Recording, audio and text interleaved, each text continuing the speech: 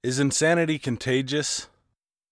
In school, I learned of many diseases that can affect the mind, but I never understood the horror someone must face when their very thoughts could be affected by something so out of their control. My name is Jacob, and before it all started, I was an ER nurse just outside Boston. I was used to hectic days, the sight of blood and even death. But nothing could compare to what I've seen since that one dire night. It was what passes for a normal weekday in the ER. Chaotic. A line of people needed to be seen. All the staff did their best to see to everyone while sorting them between the time of arrival and seriousness of the injury.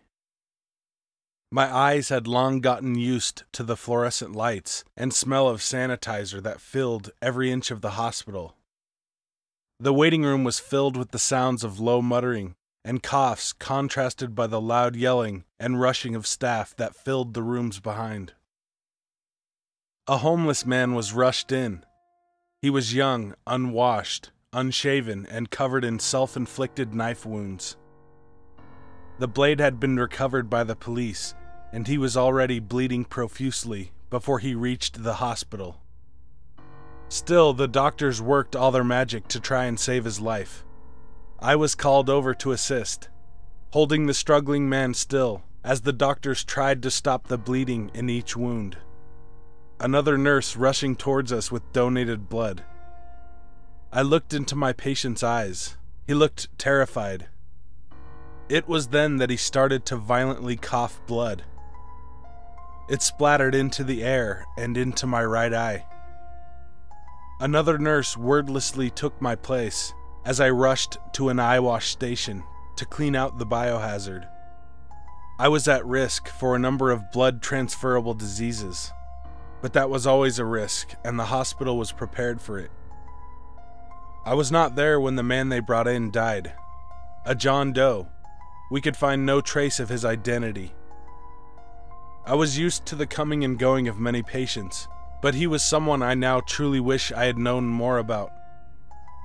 I took an HIV test and had blood work done to check for other diseases. The news seemed positive, so I was finally able to relax. However, within 24 hours, I was experiencing symptoms of something I am still unable to fully explain. I awoke ready to face another long day when I noticed it. A blot of something in my right eye, like a single drop of black ink.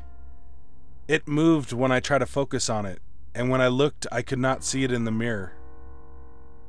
Trying to wash it out failed to yield results. Before my shift started, I had a doctor who was a friend take a look at it, but he didn't see anything wrong. Soon I was wrapped up in another busy day and didn't think about it. It did not obstruct my vision, so I let the issue wait. It wasn't until that night that I started to worry something was truly wrong. I waited in my bed for sleep to take me. My eyes were closed. Half asleep, I could feel it. Like worms crawling across my eye, stretching, contracting, and elongating to reach further and further across. I awoke in a panic, fumbling around to turn on a light. It was then I could see it, reaching out of the black little dot in the corner of my eye. Tentacle-like growths now obstructed my sight. They streaked across my pupil, making my view look like peeking through a fence. This time, I did not hesitate. I rushed back to the same ER I worked at. As a patient myself, I was granted no special favors. Sitting in an uncomfortable chair under fluorescent lights, with the familiar mumbling and coughing around me, I waited. My discomfort soon turned to sharp pain. My eye felt like it was attacked by a red-hot needle. All I could do was cry out in pain as I covered it with my hand. It was then that I saw something moving in the hazy darkness. It looked like faces in pain, shifting in a mass of flesh, each face trying to escape before being swallowed and replaced with another. By the time the visions had stopped, I was being rushed into the back to be looked at. My eye forced open and carefully examined by a doctor. The pain was gone, replaced with awkward questions and paperwork. I was in shock, unsure of what to even tell the doctors. They looked at my eye, took more blood, but only ended up shaking their heads. I saw the familiar eyes of pity and annoyance, the kind reserved for hypochondriacs and the mentally ill. I know what they were thinking. Hours passed as I waited for a specialist. Meanwhile, I started to grow hopeless and anxious. I did not like being so out of control. After hours of waiting, a doctor sat me down and looked me in the eyes. He told me my initial tests looked good, that I should go home and rest. Before I could leave, he handed me a piece of paper with the name of a psychiatrist that could help me. I left the hospital feeling hopeless and drained. I called out of work and decided to rest, as the doctor ordered. After drifting to sleep, I dreamt. I dreamt of masses of flesh as dark as oil.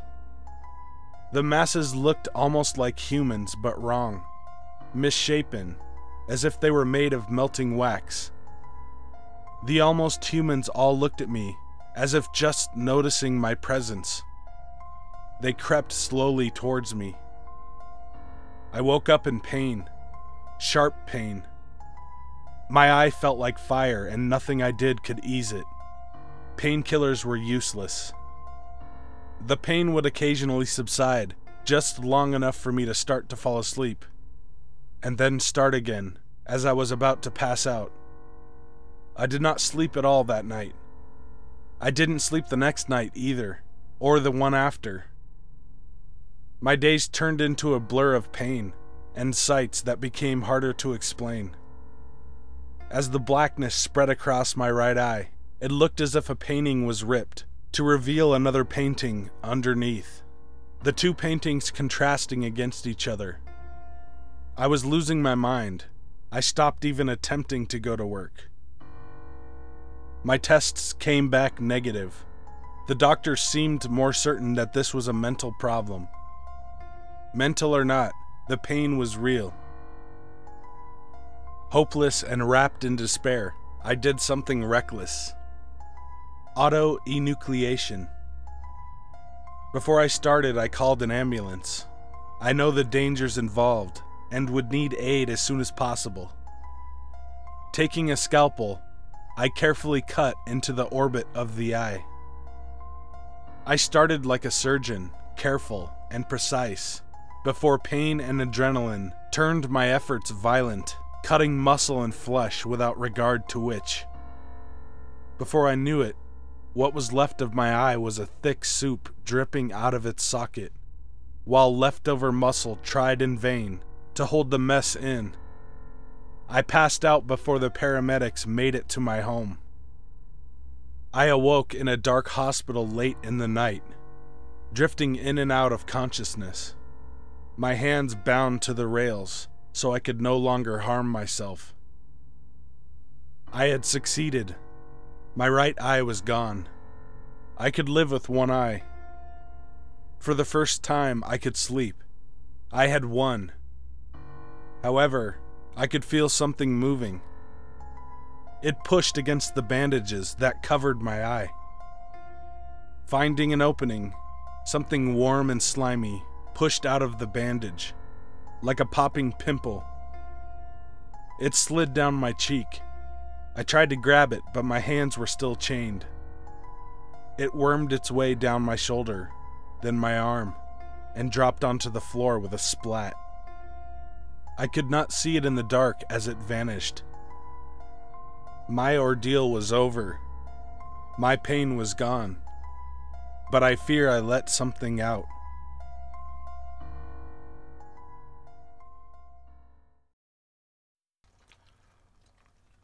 Hey guys and ladies, thanks for watching. If you want me to tell your story or read a creepypasta, email me at the address in the description. Ripley's really going to town on some food, which is always nice when you want to record.